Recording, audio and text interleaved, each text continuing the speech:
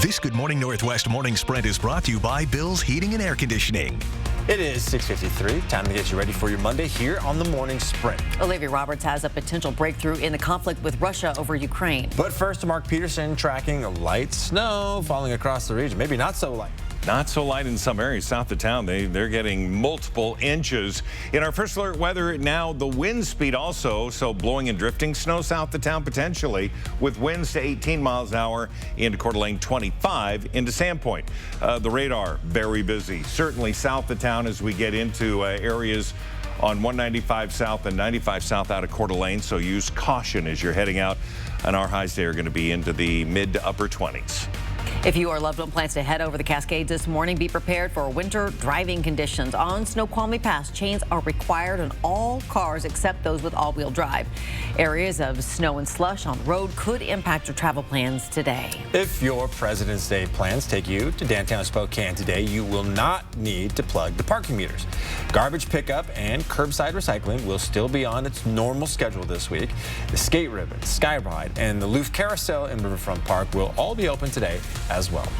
And drama in the race for Spokane County Sheriff as one candidate, Deputy Craig Chamberlain, was just fired by current Sheriff Ozzie Knezovich following a 3.5-month investigation into a volleyball coach charged with possession of child pornography. Now, Chamberlain wrote the coach a character reference, albeit he says with no knowledge of the investigation.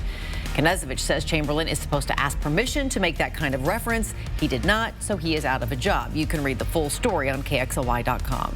The confrontation between a homeowner and protesters in Portland Saturday night escalated into a mass shooting. Police say it happened near Normandale Park, where a group planned a march in protest of a fatal shooting by police. When officers responded to the scene, they found one woman dead and 5 other people had to be taken to the hospital with gunshot wounds. A crucial meeting between President Biden and Russia's Vladimir Putin could be just days away, but the White House is stressing President Biden's agreement to meet is only in principle and will only happen if Russia doesn't invade Ukraine. Even as the West makes an 11th hour push for diplomacy, there are more signs Russia could be preparing to attack. These new satellite images show Russian troops on the move outside Ukraine. Ukraine says Russian-backed separatists are firing weapons in areas of eastern Ukraine that they occupy. The worry is they'll blame the violence on Ukraine. And new overnight in a letter to the United Nations, the U.S. claims it has credible information that shows Moscow is, quote, creating lists of identified Ukrainians to be killed or sent to camps following a military occupation. Closing argument set to start today in the federal hate crimes trial of the 3 men convicted of killing Ahmaud Arbery. Both sides rested their case Friday following 4 days of testimony from 20 witnesses in Brunswick, Georgia federal court. Gregory McMichael, his son Travis, and William Bryan killed Arbery in February of 2020. Arbery's mother is expecting the jury to return a guilty verdict as early as tomorrow or Wednesday.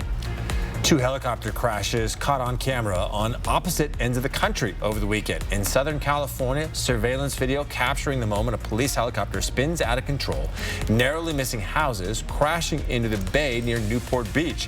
One person was rescued. The other was a 44-year-old veteran who did not survive. Well, only hours earlier, this crash on Miami Beach, only feet away from swimmers.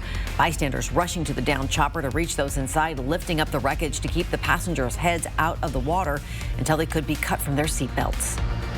Our Black History Month series on Good Morning Northwest continues with Tommy Williams, a criminal justice teacher at New Tech Skills Center.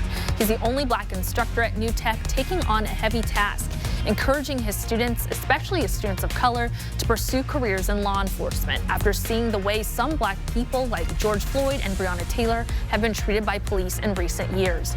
Williams has a background in social work, CPS investigation, and at the Downtown Juvenile Detention Center.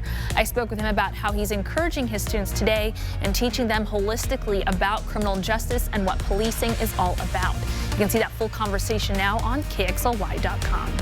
Queen Elizabeth has tested positive for COVID-19. Buckingham Palace made the announcement yesterday. Officials say the Queen is having cold-like symptoms, but expects to continue light duties at Windsor over the coming week.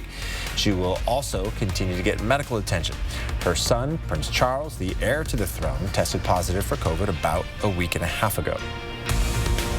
Good Morning America continues our coverage of the Queen's condition. That's coming up in just a few minutes. We'll get a final check of the weather with Mark coming up after the break.